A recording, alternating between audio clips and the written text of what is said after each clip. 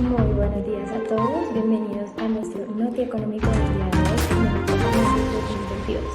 El día de hoy traemos una entrevista con los mejores 4 representantes de las corrientes más importantes de la actualidad y se realizarán una serie de preguntas para que tanto ustedes como yo entendamos mejor todo este mundo de las diferentes posturas que tenemos. En primer lugar, le damos la bienvenida a Isabela Cárdenas, quien es la representante del liberalismo. También está con nosotros María José Monedero, quien es la representante del comunismo. También nos acompaña Valeria Ríos, quien es la representante del fascismo. Y por último nos encontramos con Ángela Díaz, quien es la representante del utilitarismo. Entonces, para iniciar con esta ronda de preguntas, se debe aclarar que se realizará la pregunta y posterior a esto los 4 representantes responderán la misma pregunta para posterior a ello pasar a la siguiente pregunta. Para esto damos inicio con la primera pregunta. Para dar un poco de introducción, nos gustaría que por favor cada uno de ustedes nos expliquen qué es cada una de estas corrientes o ideologías. Vamos a hablar entonces del liberalismo y tenemos que entender que esta es una corriente de pensamiento, no un partido político o una teoría específica sobre la economía o la sociedad. Esto implica que existen muchísimos matices que han dado diferentes autores en diferentes tiempos y lugares sobre qué es el liberalismo, pero hay algo en lo que todos los autores están de acuerdo, y es la protección y el fomento de las libertades individuales como el problema central que debe atender el ejercicio político. Entonces el pensamiento liberal es entonces aquel que considera la libertad como uno de los valores supremos fundamentales del hombre, afirmando que no es posible organizar la vida política y económica de la sociedad sin tener este principio como su fundamento. El liberalismo entonces propone 2 razones de ser del Estado que debe tener presente para ayudar a la sociedad. Y el primero de estos es la igualdad ante la ley y el segundo es el justo ejercicio de las libertades. Al mismo tiempo, el Estado debe tener límites claros de su poder para que no constituya un impedimento para la vida libre. Esta libertad de la que estamos hablando debe ser entendida como una libertad negativa y especialmente individual. Libertad negativa significa que la persona sea libre de coerción, imposiciones o violencia, no libre para hacer ciertas cosas en específico, porque esto sería libertad positiva. Por eso lo que propende esta libertad negativa, por ejemplo, no es estar a favor del derecho a la vivienda o el derecho al trabajo, sino a la no discriminación de nadie que desee tener un derecho al trabajo o un derecho a la vivienda. El comunismo es un sistema político surgido en el siglo XIX y basado en la lucha de clases y propiedad común de los medios de producción. También se entiende por comunismo la doctrina filosófica política que está inspirada en este mismo sistema. Esta doctrina nació como una crítica al capitalismo y las desigualdades socioeconómicas del mercado derivadas de la distribución de la riqueza y la propiedad privada. Según los comunistas, todo ello genera una brecha entre clases sociales, frente a la que sugiere la abolición de la propiedad privada y los medios de producción, para asimismo eliminar la división entre pobres y ricos. Bueno, menos mal me preguntaste esto porque cansada estoy de que tilden a los políticos actuales de fascistas cuando ellos no ostentan la responsabilidad de lo que en realidad es fascismo y cuando fueron elegidos bajo un régimen democrático. En el fascismo no hay tal, tampoco hay comunismo, liberalismo e internacionalización. El fascismo defiende una superioridad y el superior es líder, quien defiende por todos los medios a la nación, a la patria. ¿Ustedes matarían por sus hijos, por sus padres? Pues perfecto, yo lo haría por mi nación. Yo defiendo mi nación de los enemigos de la patria, de las minorías y los opositores, del pensamiento peligroso. Desde la postura del utilitarismo y respondiendo a tu primera pregunta sobre qué es, el utilitarismo proviene de la palabra útil y es el cálculo que se produce teniendo en cuenta el placer que genera una acción, restándole a esta el sufrimiento que dicha acción produce a costa de realizarla. Bueno, les damos las gracias a las chicas por compartirnos cuál es y qué significa cada una de estas corrientes. Y pues muy interesante, vamos a pasar a la segunda pregunta, que se refiere a dónde nacieron estas corrientes de las cuales nos están hablando. El origen del liberalismo se remonta en Gran Bretaña en el siglo XVII como el heredero de la filosofía empirista y utilitarista que vio nacer al mercantilismo. Es una escuela de pensamiento que demandaba la intervención estatal en la economía para garantizar a la nación las condiciones para generar riqueza y competir con sus vecinos. Sin embargo, la intromisión solía beneficiar a las clases establecidas, es decir, a las clases altas, y ejercer resistencia a la libre empresa, lo cual iba en contra del ascenso de las clases medias burguesas, o sea, los comerciantes. El liberalismo entonces es un ataque al absolutismo monárquico en toda su concepción y hace una crítica radical al derecho divino de la monarquía. Por ello nace en la Ilustración durante el siglo XVIII dicha corriente y se populariza entre la burguesía europea como la respuesta a determinadas corrientes que estaban sembrando grandes problemas en la sociedad. Así, el liberalismo buscaba entonces eliminar aspectos tan destacables como la monarquía absoluta, la nobleza, la confesionalidad del Estado y el derecho de los reyes, que en su momento era la no intromisión del poder real en los asuntos civiles, la libertad de culto, de ejercicio político y de ejercicio económico, y todo esto dio fundamento entonces a lo que hoy conocemos como la Revolución Francesa. Para responder a la cuestión de su nacimiento, me permito expresar que la primera vez en donde un partido comunista logró obtener el poder fue en la Revolución Rusa de 1917. Aquí el marxismo-leninismo surgió como la bandera principal del comunismo en la política mundial de la mano de Lenin. Aunque el fascismo provino de Francia, en la Italia de Benito Mussolini se desarrolló durante la Primera Guerra Mundial. Pero oigan, eso no se le ocurrió a Mussolini, se le ocurrió a Nietzsche. Pero esto es un secreto. Nació con las ideas de grandes poetas, literarios, filósofos, es decir, es una doctrina del conocimiento. Como decía Gabriel D'Annunzio, quien además proclamó la Carta de Carnaro, la verdadera Constitución. Renunciar a mi pasión es como desgarrar con mis uñas una parte viva de mi corazón, pero el alma humana solo vive de su incesante esfuerzo, por marcarse en todo como un sello imperial. Todo hombre alimenta un secreto sueño, que no es la bondad ni el amor, sino el desenfrenado deseo de placer y egoísmo.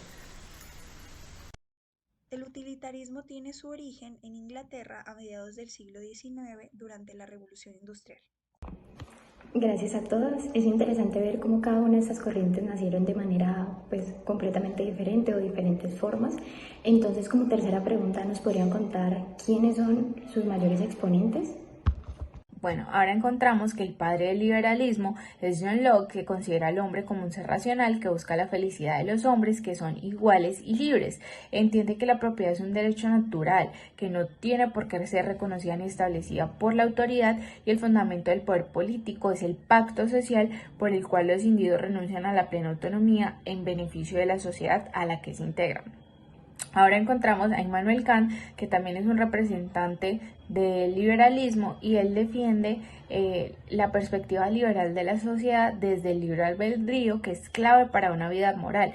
Para Kant, los individuos deberían obedecer solo aquellas leyes que ellos consideran acordes a la voluntad legisladora, a su voluntad legisladora, y estas libertades fundamentales únicamente se pueden enajenar cuando así lo decide el soberano, transfiriendo al gobierno en su representación. Ahora bien, de una manera más moderna, encontramos a Adam Smith, que fue uno de los precursores también del liberalismo, y lo plasmó en el surgimiento del capitalismo, de lo que hoy conocemos como capitalismo. Y se encuentra esta obra de La riqueza de las naciones de 1776, donde él afirma que la libre competencia entre los actores privados distribuye mejor la riqueza de las naciones que los mercados que son controlados por un Estado. Es decir, que él reafirma esa teoría que trae el liberalismo de esa no intervención del Estado. Bueno, ahora para hacer referencia a sus mayores exponentes debemos manifestar que la historia del comunismo está sumamente unida al pensamiento de los filósofos alemanes Karl Marx y Friedrich Engels, y ellos desarrollaron este pensamiento en el siglo XIX. Ellos vieron al comunismo como aquel estado óptimo, la socialización de los medios de producción. Para Marx, solo después de que la humanidad fuese capaz de producir en exceso, la sociedad privada se desarrollaría de forma masiva y permanente. Sin embargo, en Occidente, el comunismo era una idea de una sociedad basada en la propiedad común, y esta idea se remonta incluso desde la antigüedad clásica. Así, su forma moderna como un movimiento político de masas surgió en Europa con el movimiento de los trabajadores durante la Revolución Industrial.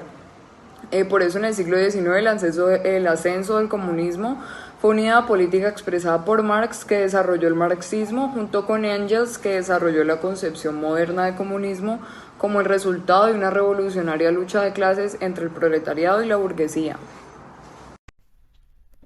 En la historia se presentaron grandes, como Benito Mussolini, Adolf Hitler y Francisco Franco. Ahora no queda nada de esto. Por eso estamos disque en guerras, con estados débiles, intervención internacional. Por Dios y la Santa Iglesia debemos volver a la unidad. Los mayores exponentes del utilitarismo son Jeremy Bentham y John Stuart Mill. El primer concepto de utilitarismo nace con Jeremy Bentham, el cual establece que la mejor acción es la que produce la mayor satisfacción y bienestar para el mayor número de individuos involucrados y de esta forma maximiza la utilidad, entendiéndose esto como la suma de todo placer que resulta de una acción, restándole el sufrimiento de cualquier persona que se encuentra involucrada dentro de la transacción. Por otra parte, John Stuart Mill desarrolló dentro de su libro El utilitarismo que todo ser humano actúa siempre, ya sea para sí mismo o colectivamente, tanto en el ámbito privado como en el ámbito público, incluyendo esto la legislación, según el principio de la mayor felicidad en vista al beneficio de la mayor cantidad de individuos. Y este autor resalta como un componente importante la evaluación moral de los actos, entendiéndose este como un máximo precepto legal. Y de acuerdo con lo anterior, ¿por qué creen que cada una de sus corrientes tiene mayor o mejor estructuración que las otras? Bueno, porque el liberalismo es la mejor corriente. Nosotros no defendemos la libertad como un abstracto o un terreno de utopía, sino que afirmamos simultáneamente con valor que la sociedad se puede construir a través de la libertad. Una sociedad viable que además resultará más justa y productiva que la que se basa en la primacía de lo colectivo o en cualquier clase de tiranía. Para ello se necesitan algunas condiciones. Primero, la existencia de una norma que impida que la libertad de cada uno vulnere la libertad de los demás. Y segundo, la de un Estado que prueba un medio para que esa libertad pueda ser respetada frente a la violencia. Concebimos al Estado entonces como un instrumento para defender los derechos individuales a la vida y la propiedad, como una institución que no sacralizamos, sino que evaluamos en cuanto pueda favorecer una existencia de la libertad. De ninguna manera pensamos que el Estado cede, otorga o delega derechos a los ciudadanos, sino que es al revés. Ellos son los que ceden, otorgan y delegan al Estado sus derechos. Es el gobernante entonces el que entrega cierto poder para realizar determinadas funciones. Esta corriente es la mejor que las otras porque es la única manera de alcanzar una igualdad absoluta, debido a que para el comunismo el objetivo es la eliminación de las clases sociales y el establecimiento de la absoluta igualdad social, que resultaría en la desaparición del Estado. Y el único medio para alcanzar esto es la eliminación de la propiedad privada de los medios de producción. El fascismo es la única doctrina que nos va a permitir un orden, una unidad y un consenso. Ante la pluralidad de pensamientos de personas ignorantes, no estudiadas y no conocedoras de la política y la gobernanza, la nación se debilita. Dejemos a las personas que se ocupen de sus funciones, cada quien tiene un rol, y al gobernante le toca gobernar, nada más ni nada menos. Bueno, en cuanto a la estructuración del utilitarismo, considero que esta corriente, de ser aplicada de manera correcta, puede generar un beneficio óptimo debido a que tiene una subestructura que permite comprenderla y desenglosarla de mejor manera. Un ejemplo de esto es el utilitarismo del acto y de las normas, en el cual se afirma que el mejor acto es aquel que aporta una mayor utilidad, debido a que las personas somos por naturaleza maximizadoras de nuestro comportamiento y buscamos siempre ampliar esos beneficios. Asimismo, cuando proviene de las normas, es que el acto debe estar contemplado en la norma que proporcione una mayor utilidad. En cuanto al utilitarismo negativo, nos hace entender que se protege la producción del mínimo malestar para el máximo de personas. ¿Qué quiere decir esto? Que busca prevenir la menor cantidad de daño posible para un mayor número de personas. Esto es una postura totalmente contraria al utilitarismo positivo, en el cual se busca un mayor bienestar a un mayor número de individuos. Esto es un poco inestable e innegable debido a que hay muchas situaciones en las cuales hay más probabilidad de que se generen percances y daños a que se genere un bienestar. El utilitarismo por las preferencias es en el cual se busca producir mejores condiciones y esto se va a medir en términos de satisfacción de las preferencias. y el utilitarismo ideal, que en esencia busca maximizar todos los bienes que se encuentran sustentados en ámbitos como el placer o la felicidad. Qué interesante la respuesta tan diferente de cada una de ustedes. Como siguiente pregunta vamos a hablar un poco sobre la propiedad, esta entendiéndose como un concepto que establece que el individuo tiene un derecho, las organizaciones, la posesión, el control o la disposición de un bien, y por ello, pues de acuerdo con lo anterior, ¿cuál es la postura de cada una de sus corrientes frente a la propiedad? Se dice que la propiedad es un derecho natural y como tal está ligado a la libertad y dignidad del hombre. Por ello defendemos el principio de la propiedad privada como un derecho inalienable del hombre que es protegido por la ley frente a las iniciativas colectivistas y es el motor del aumento de la riqueza de las sociedades. La concepción del Estado del derecho liberal entonces permite conciliar la posibilidad del derecho con la defensa de la propiedad y la libertad individual. Toda la riqueza circula a través del mercado mediante contratos de compra-venta porque el derecho contractual es el derecho de la igualdad por excelencia como manifestación de los individuos libres con voluntad propia y autónomos. Las mercancías también se intercambian según el principio de igualdad equivalencia, pero cada cual solo puede intercambiar aquello que ya posee. El régimen de propiedad se presupone como un dato externo y así la distinción entre propietarios y no propietarios queda por fuera del derecho de la igualdad.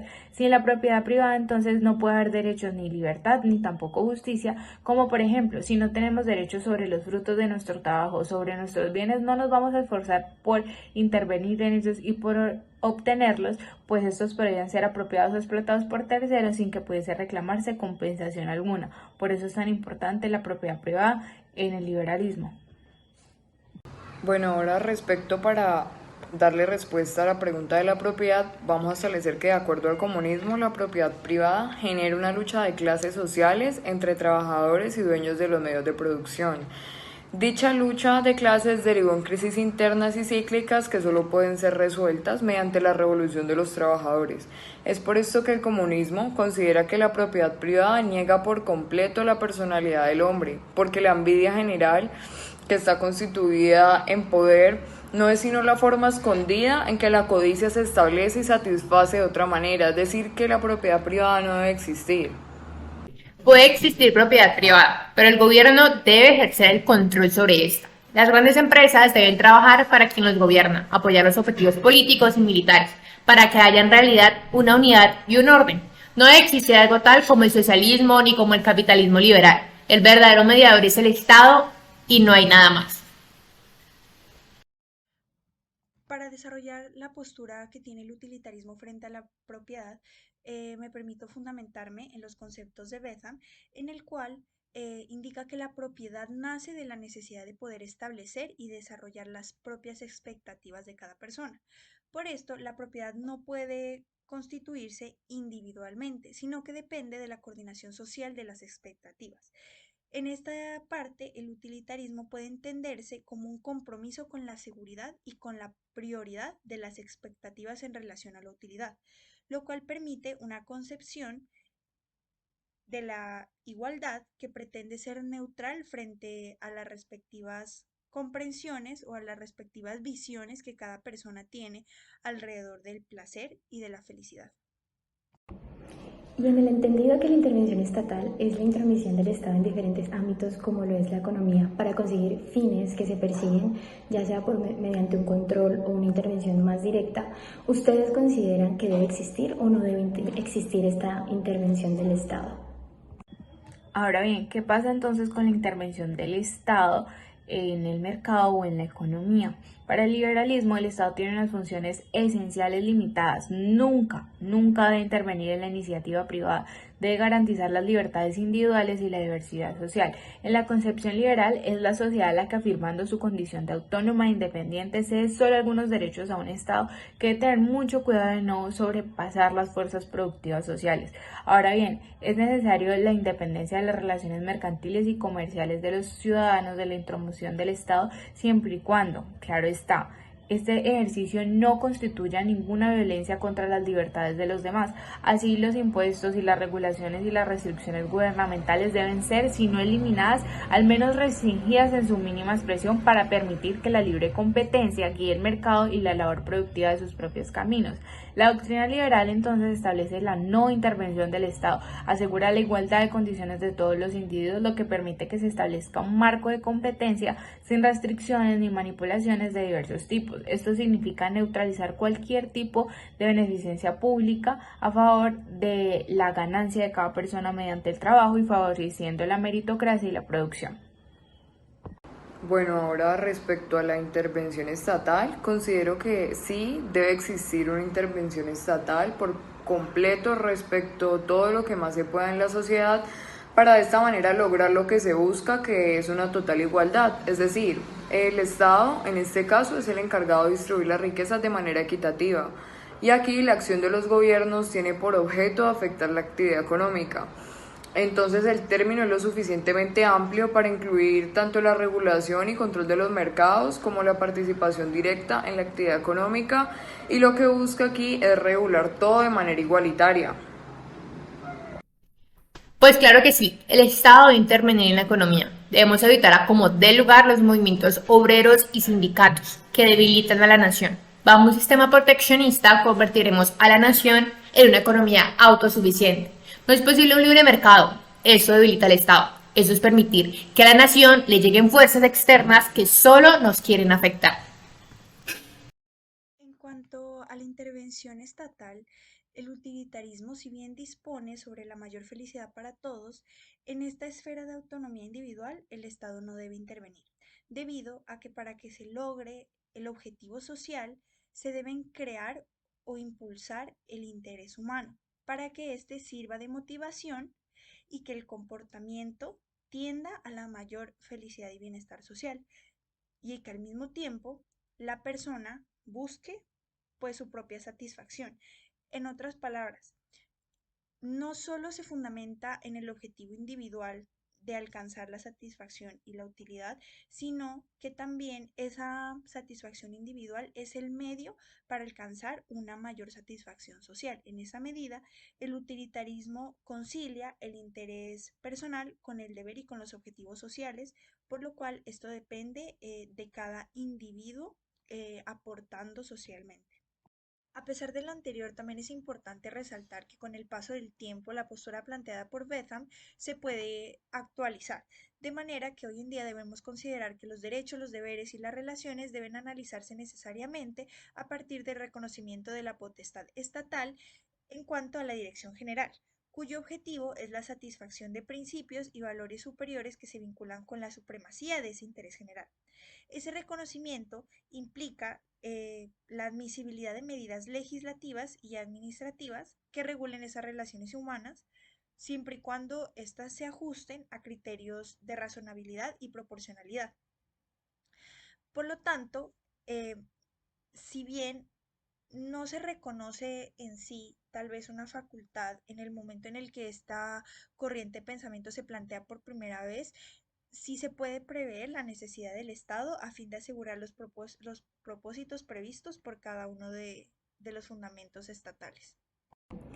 Y con estas últimas respuestas de estas grandiosas representantes de cada corriente nos despedimos y le damos las gracias a todo nuestro público por vernos, y a Isabela, a Valeria, a María José y a Ángela por aceptar nuestra invitación y compartirnos un poco de estas posturas y la profundidad de cada una de ellas en diferentes temas controversiales en la actualidad. Nos despedimos y nos vemos en una próxima emisión de Noti Económico. Hasta la próxima.